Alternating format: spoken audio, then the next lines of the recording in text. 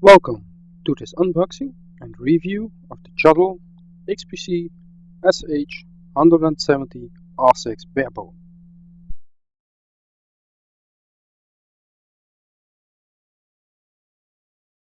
Let's take a look at the product box. One of the sides has the standard logo of the XPC line. Also, it is a nice white box without much flair on it. One of the sides has the specifications on it. We'll go into details later on. Again, a side with some small details about the product. Then again, a nice white part with XPC on it. And lastly, the front side again with also XPC on it and a nice drawing of the product.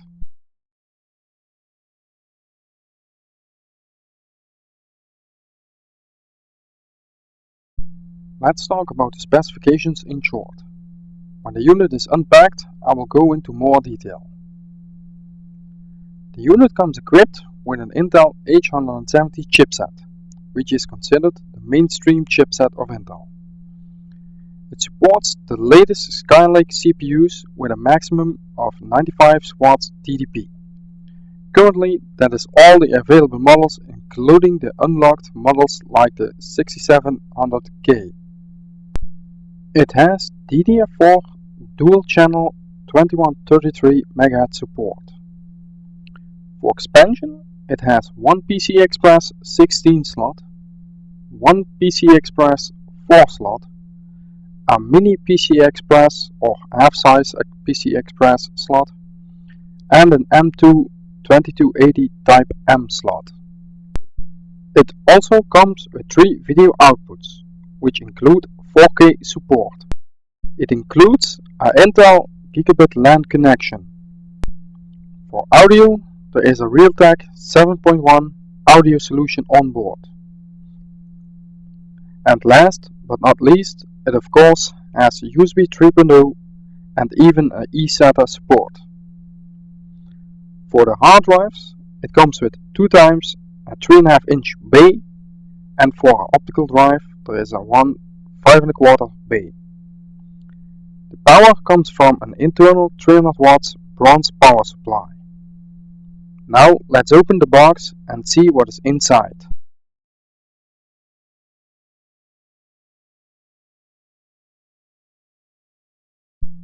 When the box is opened, you see that it is packaged in a nice thick foam so it won't get damaged during shipping.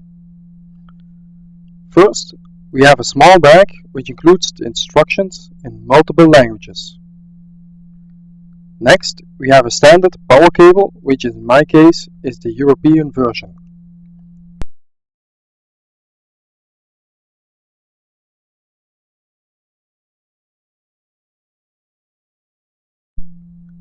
Then we have a small box which contains the following items: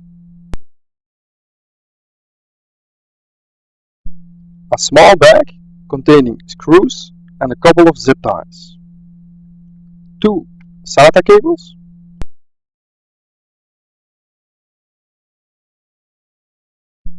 a tube of cooler paste. It's not a special kind or anything, just the standard version. We have the CPU socket cover for warranty purposes or in case you remove the normal motherboard. And lastly, we have the DVD which contains the drivers.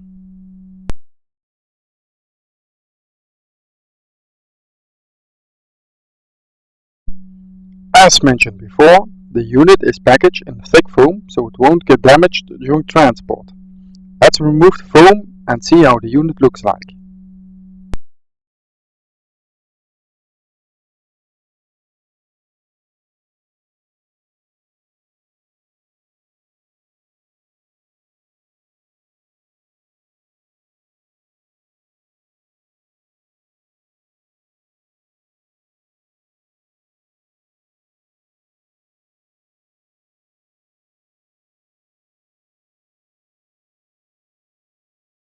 The front side is made out of black plastic with a shiny finish.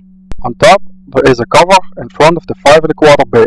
The button for opening can be adjusted from the inside. so it should work for most opticals. Next, we have a door which hides one of the 3.5-inch bays. Then we have a power button and a power and hard drive LED.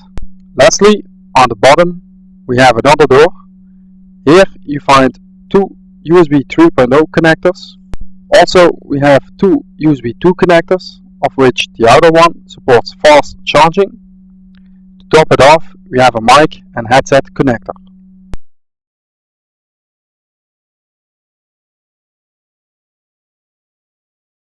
Now let's check out the backside of the unit. From left to right we have the following connections. We start with two full-size display ports. Next to those we have a full-size HDMI port. There are 6 USB 3.0 ports and a shared USB and eSATA port. The Intel Gigabit LAN port is also here.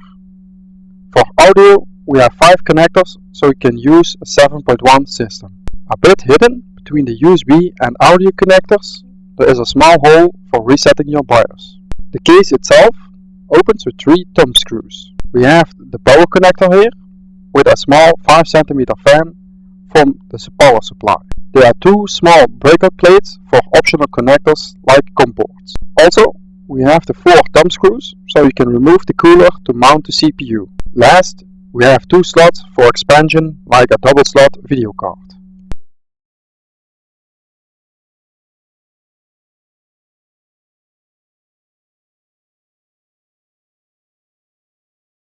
Now let's open the case. After removing the thumb screws, I'll slide it back and notice that the cover itself is quite light as it's made of aluminium.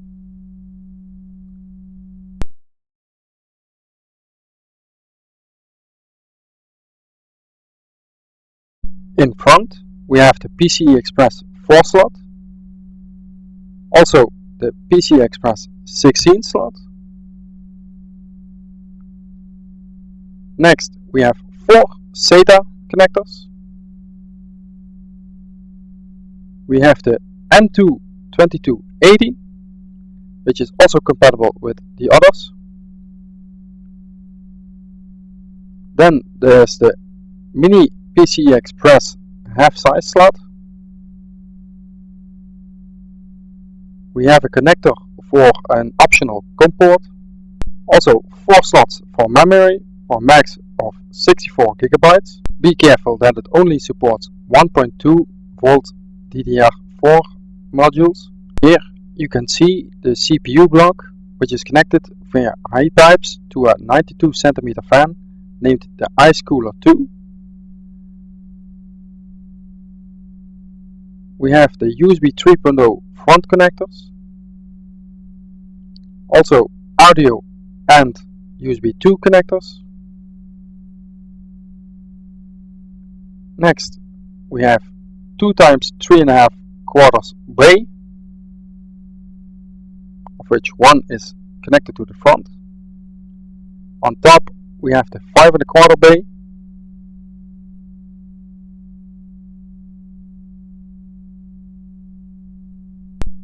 Here you see the 300 watts bronze rated power supply. There is an optional 500 watts power supply available, which is also bronze rated. This one has 4 SATA connectors and 2 4-pin Molex connectors.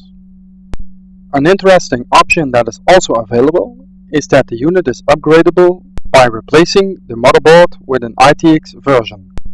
This way you can upgrade into the future.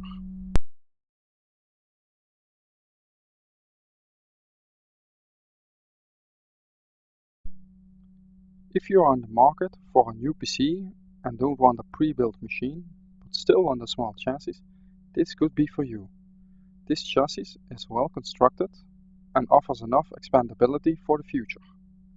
The only downsides I could find is that the CPU cooling fan is a bit too loud, but easy solvable. Also, it is not possible to buy this machine with a bigger power supply standard included. Both things can be resolved though, and I would still recommend this chassis. Thank you for watching this unboxing and review of the Shuttle SH170R6. If you like this video, make sure you press the like button, otherwise use dislike. Get subscribed to get updates on future videos. Again, thank you for watching.